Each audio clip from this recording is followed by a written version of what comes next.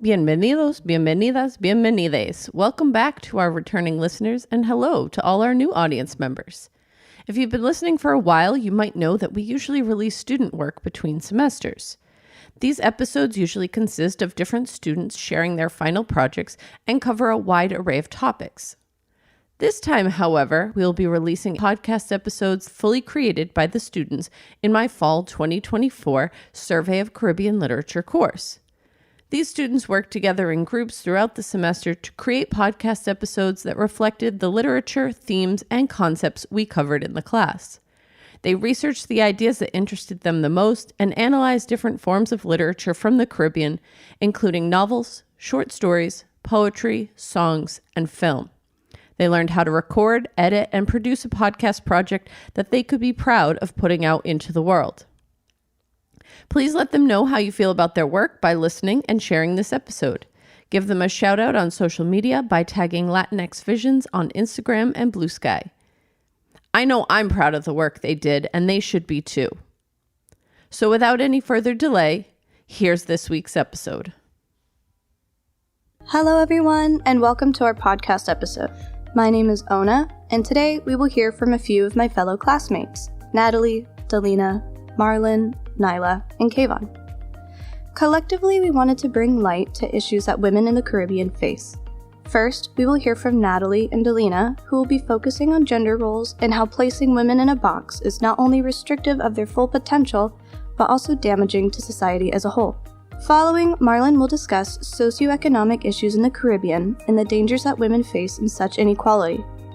Finally, Nyla and Kaylon will highlight mother-daughter relationships and how generational gaps can perpetuate harmful expectations of women as well as result in generational trauma. One of the main texts that will be referred to is V.S. Naipaul's Miguel Street. V.S. Naipaul is a Trinidadian writer whose novel follows the individual lives of those living on Miguel Street. Additionally, Jamaica Kincaid's short story, Girl, will be included.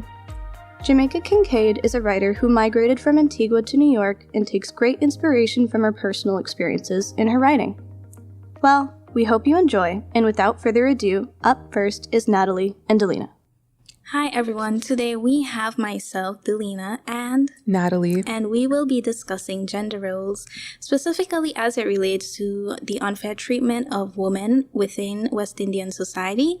We will be analyzing Audre Lorde's essay, Poetry is Not a Luxury, and Jamaica Kincaid's poem, Girl, as well as a few scholarly articles that delve deeper into the issue. So Natalie, please tell me about Audre Lorde's essay and how it relates to our topic. Well, for those that don't know, Audre Lorde is a queer and Black feminist writer of Caribbean descent who often explores themes of feminism, class, and race. And I wanted to highlight her essay that called Poetry is Not a Luxury. I wanted to explore this because I thought it was very interesting the way she managed to write about how disenfranchised communities, specifically women, can create art, can make poetry, can write, make social change. Of thinking of poetry as a luxury, as a thing that you do, without thinking, because the idea is that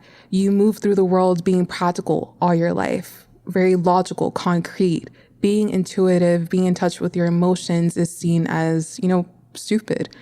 And women face the brunt of that when we are told we shouldn't trust our intuition, when really it comes from in Audre Lorde's words, a very ancient and dark place that we desperately need to explore. I actually do want to highlight a quote that she mentions in her essay that I think is very powerful. She states, "But as we come more into touch with our own ancient non-European consciousness of living as a situation to be experienced and interacted with, we learn more and more to cherish our feelings and to respect those hidden sources of our power from where true knowledge and therefore lasting action comes." I think that there is a lot of power in the way that women can find community with each other once they share their art and their writing, because in Audre Lorde's words, you give a name to the nameless. You give a name to an issue that is much bigger than you. And this is personal anecdote, but as a writer, I found that, well, honestly, as a Latina writer, so I do have some sense of solidarity with a writer like Audre Lorde, because I do understand the importance of wanting to find community and wanting to create change through your words. I found that, writing for me, it allowed me to vent and explore, my own identity and find that other people connect to that too. I also wanted to mention another quote of Audre Lorde that states, "For women, then, poetry is not a luxury. It is a vital necessity of our existence. It forms the quality of light within which we predicate our hopes and dreams towards survival and change, first made into language, then into idea, then into more tangible action. Poetry is the way we help give name to the nameless so it can be thought." Wow, Natalie, I like that you brought out that quote. It really touches on the fact that poetry is not just leisure for women. It's more of a tool to be used to voice the injustices that they face.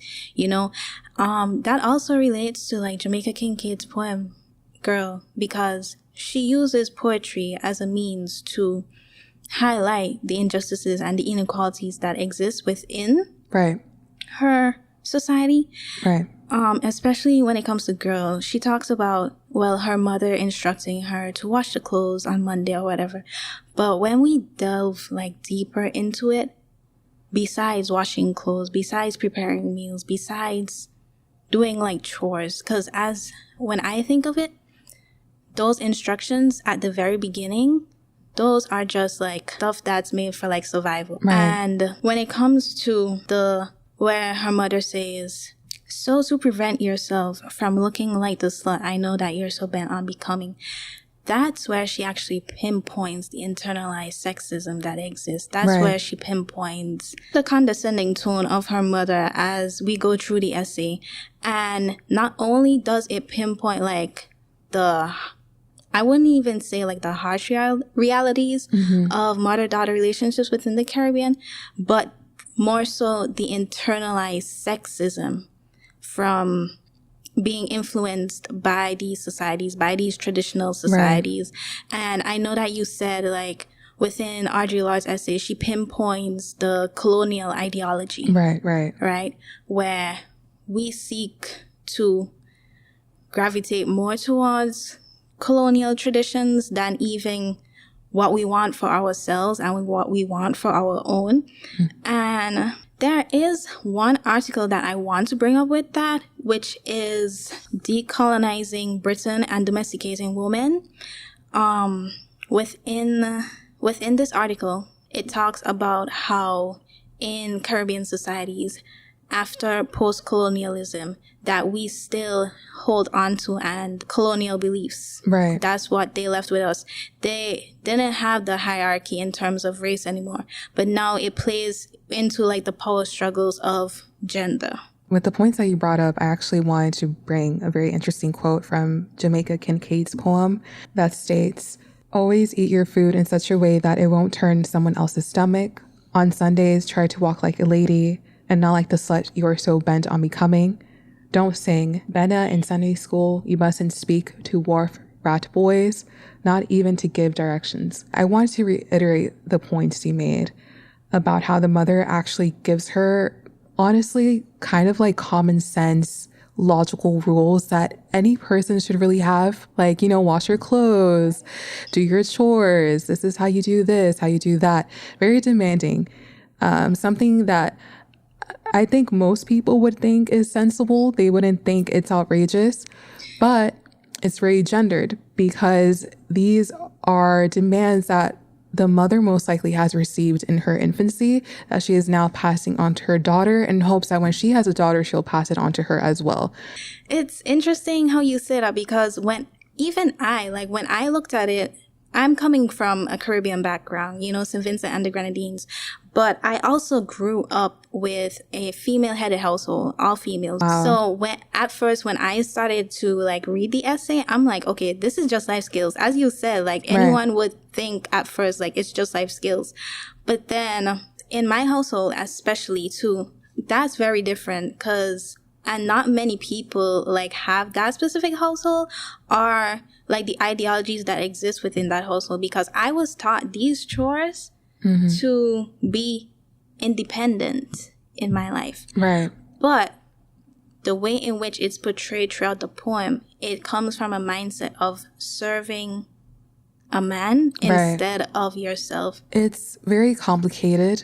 It really changes the dynamic between mother and daughter. Part of it is because she does want to protect her. These rules are put in place so, the daughter doesn't get ridiculed or shunned from the rest of society. It's a reason to conform.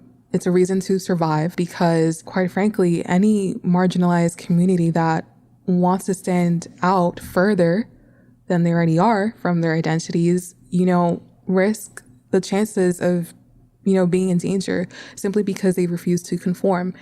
And so, yes, part of it does come from a desire to protect her own daughter. The other desire comes from trying to restrict her because she's a woman. As girls come into womanhood, they quickly realize that these ideals are tied into what men value. I do also want to touch upon how powerful it is to read a poem like Girl, tying it back to Audre Lorde's Poetry is Not a Luxury. I think it's very important to talk about these issues of how Jamaica Kincaid explores in the poem, because Jamaica Kincaid actually does give a name to the nameless. She's starting conversations about deep, complicated issues like the ones explored here. So it means something. And I think that's why, women should take the initiative women have always created art, but to continue creating art in order to have these conversations happen, to make change happen, for us to be aware of these things. Otherwise, we are kept in the dark. And now I'm actually going to connect it to a scholarly journal that actually analyzes Girl in depth. And it's written by Carol Bailey, called The Performance and the Gendered Body in Jamaica Kincaid's Girl. And it states, a stage where females perform and where their bodies are constantly under scrutiny by an audience always fully aware of how the body is to be shaped and the behaviors that women are supposed to display in order to reinforce dominant gender ideologies. I really, really, really love this quote because it's the way I view harsh and rigid gender roles, and it's a mask. It's a performance. Women and men alike have these gender roles that they have to ascribe by. As women, don't get the luxury of taking it off. We don't say end scene after the day is done. We continue every day. We don't get to take the mask off because it's a performance that we are expected to do every single day. And it's very exhausting. And so for those that don't conform, like I said earlier, simply put themselves in danger because they do not want to fit in with the rest of society. As girls going into womanhood, like the quote says, is always under surveillance by women and men alike. We have to look a certain way, act a certain way. Thank you for bringing that up. Actually hits on something I just thought about, which is the fact that when I was in the Caribbean growing up, I had to be under surveillance, not in terms of, as I said before, like I was in a female-headed household. Not in terms of that.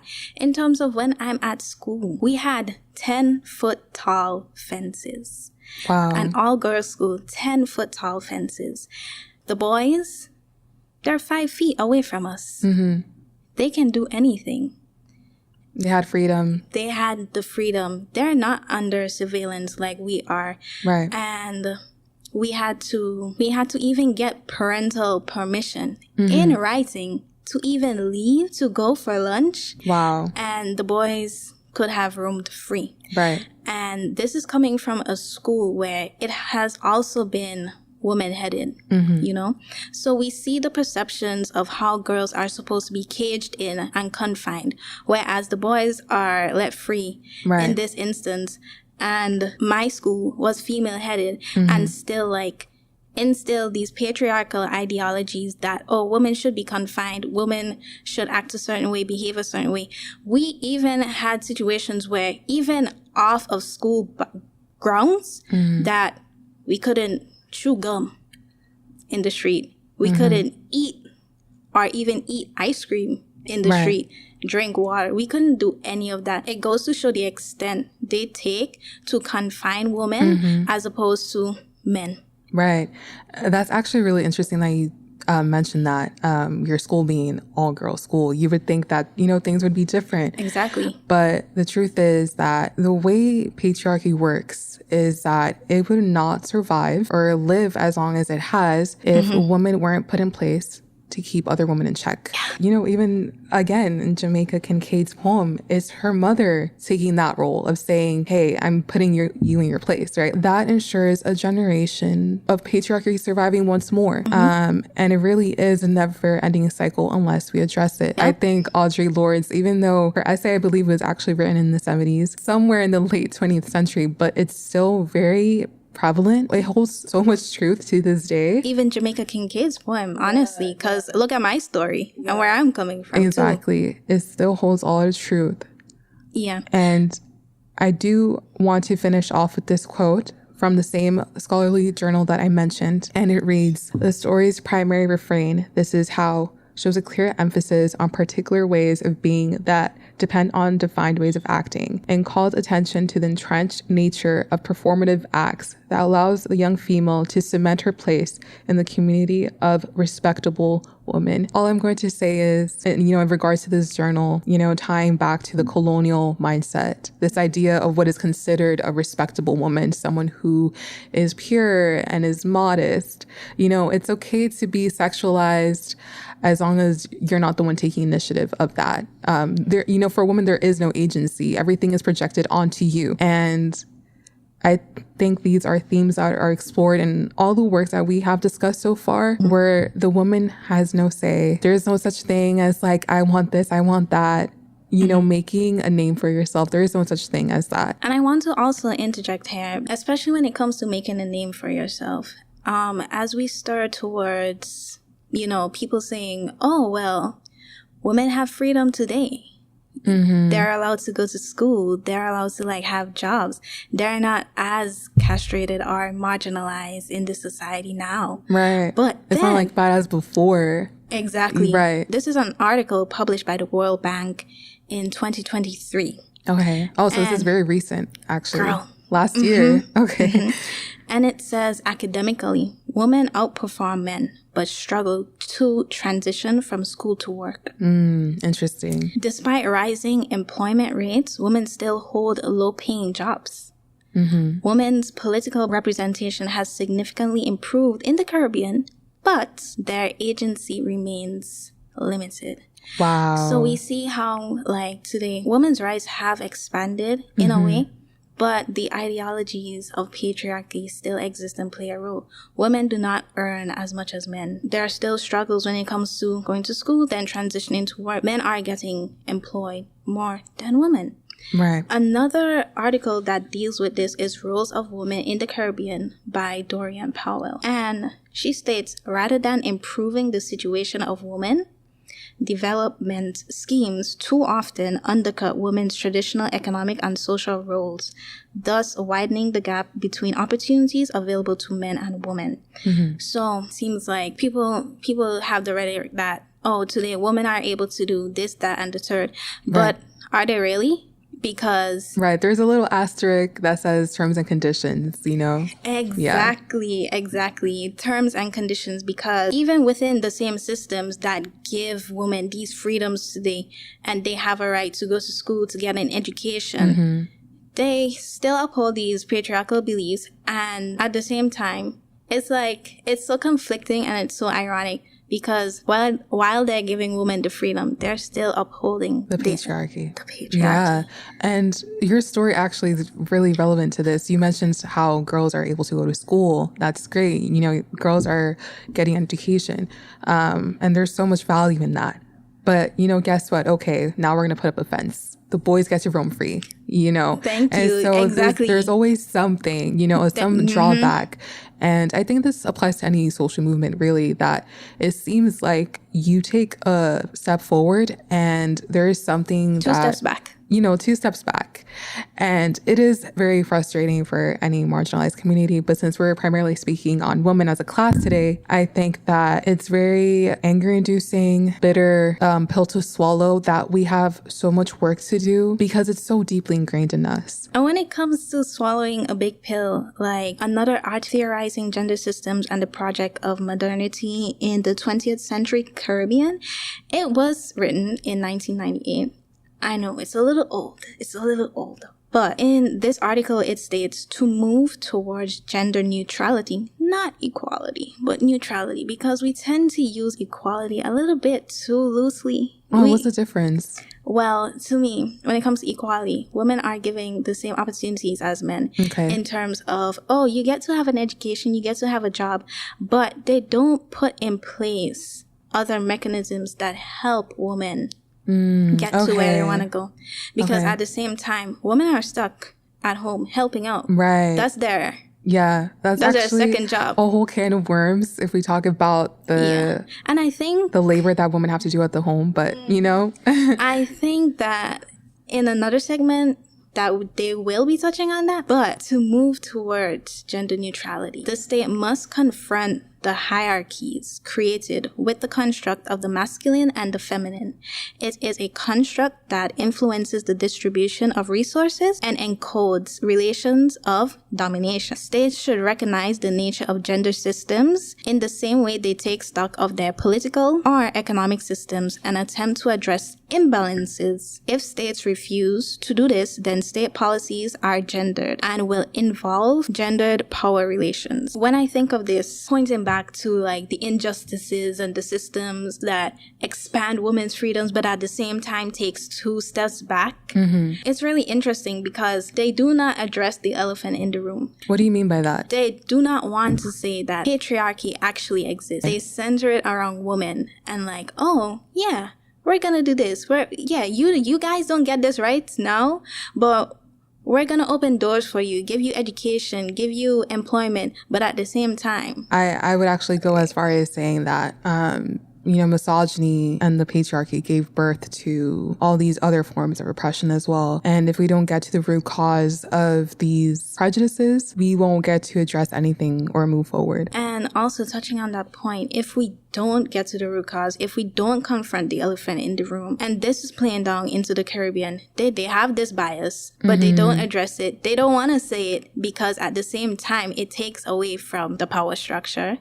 So, and it's very interesting that this article has been released 1998. It still plays a role in today. As we went over in the World Bank article, women outperform men academically, but struggle to find work. Still hold low-paying jobs. We're politically represented, but at the same time, we lack total agency. With all of this research, and this is an article coming out in 1998. It still relates to today. Even within the World Bank addressing these issues, they talk about, they have plans to make equality in the Caribbean better, but they're not really addressing the actual cause of that. This is the only article, or one of the few articles that I could have gotten, and it's from 1998, proves that there is not many research done when it comes to gender inequalities and the unfair treatment of women. And it goes back to what Udine in this article says about to move forward, we have to confront the system. And that's not what we're doing. We're not confronting. We're not addressing the elephant in the room. And with that, I want to wrap up this segment of the podcast. I want to thank you for listening. And this is Delina and Natalie signing off. All right. And next, we'll be hearing from Marlon. Hello there, and welcome back for another episode. My name is Marlon Otley, and this episode, I wanted to focus on a pretty sensitive, maybe even contentious topic. The struggles that women in Trinidad face daily. From entrenched gender roles to systemic inequality to lack of effective government policies, women in Trinidad endure a plethora of challenges that not only restrict their basic rights, but also contribute to the cycle of vulnerability and oppression. This episode will glance into how societal expectations and government policies perpetuate gender-based discrimination in the region. I'll be analyzing the vulnerabilities faced by women in Trinidad, how social inequality is exacerbated by restricted gender norms, and the ways in which the state continues to perpetuate gender-based disparities. So let's dive right in. When we talk about the vulnerabilities of women in Trinidad, It's important to understand that these are not isolated incidents. They are structural handicaps that are deeply rooted in systems of oppression. And that makes them vulnerable to things such as gender inequality and gender norms. One of the most glaring vulnerabilities Trinidadian women face is gender-based violence. Referencing Tonya Hanna's and Halima Deshawn's work on feminist approaches to gender-based violence in Anglophone Caribbean, she argues, quote, "Gender-based violence in the Caribbean is a reflection of broader social inequalities, and its persistence is often tied to a culture that excuses and condones violent behavior against women," end quote. That inequality gets woven into that social fabric, right? And instead of it something to fight against, it becomes a normal part of your everyday life. In the best case scenario, these issues do make news headlines, but they seem almost downplayed. Deshawn and Hannes point out many news sources, quote, "Rather than record these acts as an act of violence, certain descriptors are used to spectacularize these events. Similarly, court accounts of violence are often framed as spectacle," end quote. Look, reporting the news is important, but how that news is reported is equally important. Certain language brings in a thought of perhaps unbelievable or strange feelings to the situation. Instead, they need to clearly state these acts are unequivocally abhorrent and immoral. When you grow up in a society that normalizes abuse or assault by men towards women, it becomes so much harder to even begin to call it out. Speaking of normalization, cases of intimate partner violence are both widespread and normalized within Trini communities. Deshawn and Hannes talk about how women are blamed by men for not doing their jobs as a wife, and goes on to say, quote, "Shifting blame onto the woman victimized serves as a means through which he distances himself through the violence he perpetuates by assigning her responsibility for satisfying his sexual desire," end quote. First off, that's such a messed up way to avoid taking any accountability. But more importantly, this kind of victim-blaming culture just ensures that women are reluctant to report abuse or seek help, living in fear that they will not be believed, or even worse, they will be stigmatized. In fact, I want to rip a piece of dialogue from Miguel Street by V.S. Naipaul, which takes place in Trinidad. This text is one of a few lines of the conversation between the narrator's mother and Mrs. Herrera, a woman being abused by her husband. Quote, "My mother said to Miss Herrera, 'You better call the police.' Mrs. Herrera said, 'No, not the police.' My mother said, 'Like you afraid police more than you afraid Tony.' Miss Herrera said, 'The scandal hell,' my mother said. 'Your life in trouble and you think about scandal? Like if this man ain't disgraced you enough already?" End quote. I think this very clearly points out the stigma women fear and face when it comes to having domestic problems. Between her safety and her life, she was more concerned about her reputation. What makes it worse is the fact that Trini women often have to be economically dependent on these same men. Many women still lack opportunities and resources necessary to achieve financial independence. Danielle Bobb, in her chapter of Marginalized Groups in the Caribbean, Gender Policy and Society, puts, quote, "The gendered relations of power have left women in the sole responsibility to care for their children, which, when accompanied by limited financial resources, they have been left in a cycle of vulnerability, as they are unable to engage in any educational activity that can give them an opportunity for advancement," end quote. Women are often confined to lower paying, less secure jobs, and they have limited access to obtaining higher education, which again opportunities for them to get to a better spot. I want to point another quote from Miguel Street. This one talk about Laura. Laura's mother of 8, and she's being compared to Mary the Chinese, another mother of 8. Laura notoriously curses out and insults her children despite her love for them. But, quote, "Mary, mark you, had a husband who owned a shop, and Mary could afford to be polite and nice to her children. But who could Laura look to for money to keep her children? The men who cycled slowly past Laura's house in the evening, whistling for Laura, were not going to give any of their money to Laura's children. They just wanted Laura," end quote. Here, we can imagine a stark difference between these two women caused by the intersectionality of womanhood and poverty. Laura doesn't have any money or the education to afford to be linear with their children, which goes to tell you how much of an impact the lack of a male figure can trickle down to the children in the family. In general, the economic inequality Trinity women face makes it only more difficult for them to achieve upward social mobility. Knowledge is power, and money is freedom, but women get neither. And this is by design. Women are not properly allowed to become independent. It is a rigid social caste system where if you are born to poverty, you will die old in poverty. And the only way to get out is to marry a man who can do it for you. Now, that begs the question, how come people just don't come out and advocate for policies that draw attention to these women? That's the thing. Bob also notes that, quote, "Caribbean mothers have historically been seen as survivors, women who struggle but overcome. This resulted in minimum state action to better their living conditions or even acknowledge the challenges they encounter. Hence, mothers remain invisible as humans, seen predominantly only in terms of relation to their children or social reproduction, end quote.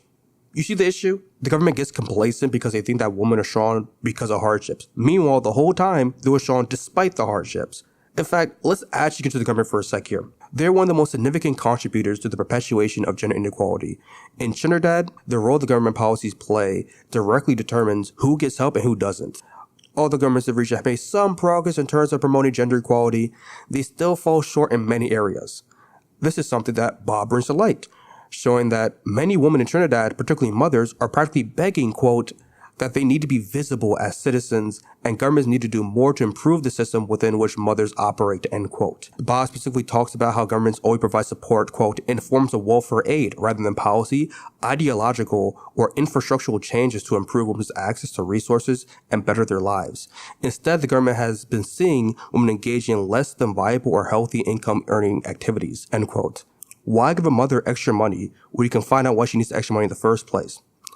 There are some instances where the government does create support systems instead of offering band-aid fixes, but their execution is sloppy and not targeted. According to Bob, things like entries in the government-provided nurseries, quote, are extremely difficult to get, and these spaces are often occupied by families who can, based on their income bracket, afford to pay regular nursery fees. There is no mechanism to ensure that the service is provided for those who are actually in need of it, and thus, while this can be perceived as being equal, it is an injustice, end quote. Once again, offering the system is good, but the people who actually need to get limited access, they lose the opportunity to actually put themselves in a better economical spot. It becomes a problem of equity versus equality. I also want to bring up that it cannot be understated how bad the impact of gender roles have shaped the current East Caribbean region. They have, since introduced, contributed to the persistence of gender inequality in Trinidad. Bob calls out the disparity between women being, quote, dismissed from professional settings because it was immoral to be pregnant without a husband. This, however, was not the case for the man, even when his identity was known, and it reinforces the subjugated and secondary position of women, end quote. Now, the consequences don't have to be as explicit and as clear as being ostracized from the workspace. It can be much more subtle and implicit, like in the language you use. It's an interesting point that Deshawn and Haynes bring up, quote, where certain terminology bear particular socio-political, cultural, historical, economic resonances and should not be allowed to be read as mere descriptions. Rather, these terms have the effect of pointing to particular racialized, gendered, sexualized, and class contexts, end quote. Words may not hurt people, but they do spread rumors and ideas. If we use certain words in a casual, colloquial context, more often than not, we contribute to the normalization of these words to attack others. If we call women lesbians because they do not freely throw their bodies at men and then demonize lesbians, we have effectively forced women into a lose-lose situation. Either they say yes and have sex with a man they don't want to, or they say no and get attacked for being perceived as a lesbian. Now, just because a gender role is set doesn't mean it can't be broken. Many women only get so much maternity leave, so they are essentially forced to get a babysitter or put them in a daycare center. However, many women are in support for there to be wider parental leave change that also incorporates paternal leave. Bob said that the woman she interviewed agreed that, quote, this will be in the best interest of the baby, who will be in the care of a parent rather than a stranger. This suggestion begins to challenge the ideology of parenting roles, as the mothers are suggesting that fathers can also care for the baby, end quote. Personally, I think this is a win for everyone involved. The mothers can return to work with a peace of mind, the father can spend time with the newborn child, and the baby can be taken of by their parents instead of a paid nanny. In Miguel Street, a character like Popo, an unemployed man who is married to a working woman, also makes us question these traditional gender norms. We hear that, quote, Popo never made any money. His wife used to go on to work, and this was easy because they had no children. Popo said, woman and them like work. Man not made for work, end quote. I find it really interesting that Popo unironically believes that women are made for work while men aren't. All the people in the neighborhood in the story ridicule him for this, I'm still surprised to see such a take. Now, I know that overall, this sounds pretty bleak, but there is some hope for change. There's increasing visibility of gender inequality issues, as well as the work being done by feminist organizations, activists, and scholars. Deshawn and Haynes make it clear that, quote, the fight for gender equality in the Caribbean is not just about changing laws, but about shifting cultural norms and attitudes that devalue women and perpetuate gender violence and inequality, end quote. For real change to happen, there must be a focused effort to dismantle the patriarchal structures that continue to oppress women. The change of one person is a start, the change of many is a movement, and the change of all is reform. It's imperative that there are movements that continue to highlight these issues and make people more empathetic towards them. Not to mention, it is a responsibility of governments to begin to prioritize the enforcement of gender equality laws, not as a matter of law, but as a matter of fundamental human rights. The road to equality in Trinidad is long, but it's a road that can be traversed with continued activism, solidarity, and political will. All right, that's me. Thank you for tuning in. I hope this discussion on the vulnerability of women in Trinidad has helped bring some attention to the pressing need for the greater gender equality and justice. To make a change we want to see, we first have to find something to change. This is a team effort to ensure that all people from anywhere in the world are being treated with humanity and the equality they deserve. My name is Mullen Otley, and I'll see y'all next time. And last but not least, here is Kayvon and Nyla.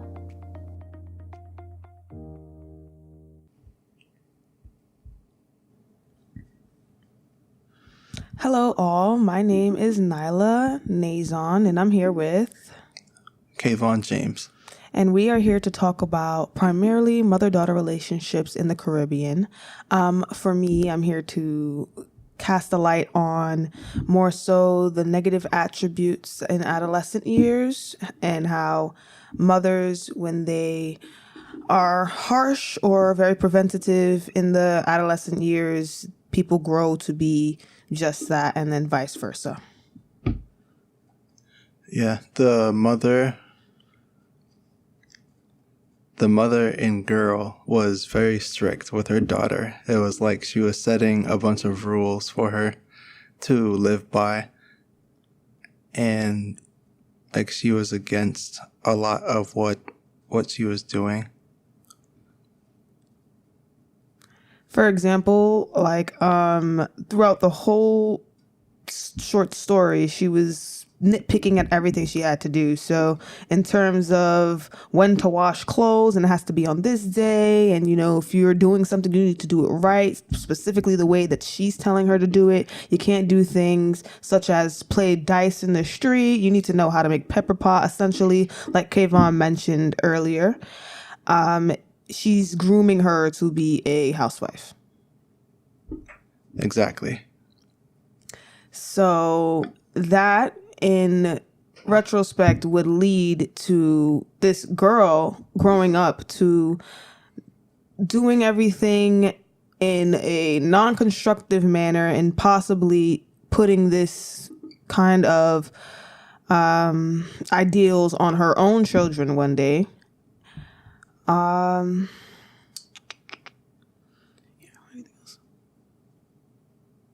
Okay. So leading into this by Jamaican Kincaid, I feel like in the book Lucy, she casts this same kind of ideal where her mother isn't really mentioned in the book too much, but she speaks through her life through her mother. So she moved to the US and she lives with a family. And throughout the book, we see in her dynamics that she can't properly sustain relationships, and the way she maneuvers throughout life is kind of restrictive with herself, putting herself out there due to her mother restricting her from doing all these things. And now that she's finally away from said mother, it's like she blames her mother for every single aspect of what's going on. The weather was important in that book because like she was used to the warm weather from where she was from, and like she wasn't used to the cold weather where she moved to. And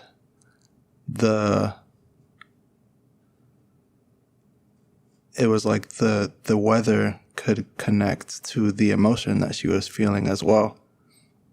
Like when she was at home, she was happy, and when she moved to where she moved, she was unhappy. I also feel like she was probably unhappy at home, but because she moved and now she sees a completely different type of life, and the differences between being home and home is also connected to her mother because that's where her mother lives, as opposed to coming to the US and then experiencing all these differences, especially with the weather. It shows that no matter where she goes, that she's still connected and tethered to the things her mother taught her, especially the fact that she resents most of those things. So to juxtaposition that, I have a poem called Mothers by Nikki Giovanni, and the last stanza was very prominent. So she was very deliberately waiting, perhaps for my father to come home from his night job, or maybe for a dream that had promised to come by. Come here, she said. I'll teach you a poem. I see the moon sees me. God bless the moon and God bless me. I taught it to my son, who recited for her, just to say we must learn to bear the pleasures as we have borne the pains. So this stanza to me stood out, especially in the context of mother-daughter relationships, as opposed to Jamaica Kincaid's Girl and Lucy, the book, because this mother here, instead of, I'd say, chastising her child, trying to cast a light of a life in which she already lived onto her offspring, she's kind of giving her something to pass on to her children, something positive, something that'll make her think of her mother as a teacher in her life as opposed to a drill sergeant compared to Girl, the mother in Girl from Jamaica Kincaid. This mom decided to sit down and embrace her child and allow her to see that, it's about teaching your children to be themselves, but to, give them some type of freedom and leeway with certain things. And Mother in the Morning by Danielle Boudou Fortune. The mother's role in the garden is metaphoric because of the growth of her daughter. The entire poem is told from the daughter's point of view, and the mother watches the plants grow in her garden, just like how a mother watches her offspring grow up from childhood to adulthood. I like how the poem concludes because it seems like the poet is comparing the growth of her daughter to the growth of a flower. The connection between the two creates an opportunity to evolve and grow. I like the part where you said she connected it to a flower, because flowers do bloom, and flowers, just like any other plant, have seasons. And just because, flowers per se, depending on the weather, nothing's really, just chop it up, nothing's perfect. Nobody is perfect. So, petals might fall and things may happen, but at the end of the day, you are a person. And the mothers from these two excerpts, yours and mine, Mother by Nikki Giovanni, really portray that. Another poem that I have here is Jamaican Parent and Child by Denise N. Fife. And this, to chop up the whole poem, it's basically about a woman who became a mother, and her mother was a labor worker and things of that nature. And she didn't want that for her child. So the whole premise of tough love is thrown in there. So I feel like this is like a medium between Girl by Jamaica Kincaid, Mothers by Nikki Giovanni, and your piece, Kayvon. The flowers. Mother in the Morning. Yeah. Between those three pieces, I feel like this one is a medium, because she speaks on having tough love for her children, trying not to pass on her embarrassments to her children so that they can sustain a life of their own, make mistakes of their own, and do things in their free merit, and making the sacrifices to educate them in ways not just of, do this and do that, but understand why to do this and why to do that, trying not to leave room for abuse. It says, no abuse, no quarrel, just love between me and you.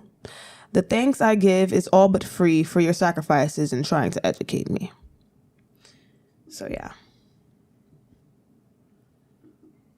Would you like to speak about your book, per se? The book that was mentioned? The book that was mentioned is called Frying Plantain by Zalika Reed Benta. The short story that I went over is called Pighead. I would describe the relationship between the mother and daughter as strained.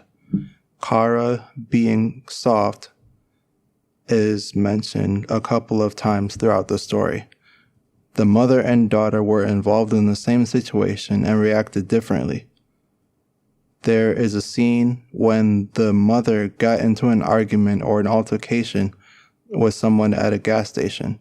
There was a man that skipped Kara in line while the mother went to go get some milk. When the mother found out, she got very angry and confronted him about it. The mother looked at Kara and asked, "Why were you going to tell me to stop?"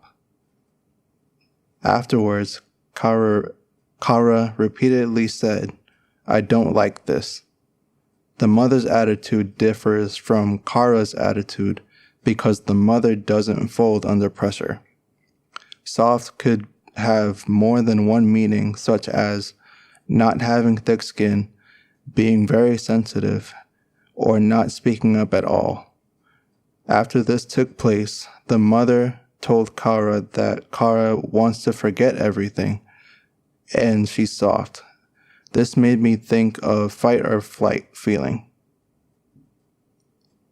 Kara was ready to run away to where she felt safe, whereas the mother was ready to stay and defend herself against the man that mistreated her daughter. That's very interesting that you said that, because most times you peg the parents, of course, to be the protectors, obviously. But in this case, I feel like it's warranted. How old is the daughter in the story? Do you know? It differs based on the different parts of the story. Each part, it's a coming of age story. So each part is different based on like which part it's about. So the first part is when she's a child in elementary school, and then as the stories go along, I think it goes up to like when she graduates college. And which part is the fight or flight part? How old is she in that one? Pighead is elementary school. So then I feel like it's warranted that she'd want to run away from certain situations. And I feel like watching her mother stand up for her in a sense will inherently make her want to stand up for herself in certain situations. So throughout the story, how is her growth from the coming of age story due to her mother's, I guess, guidance?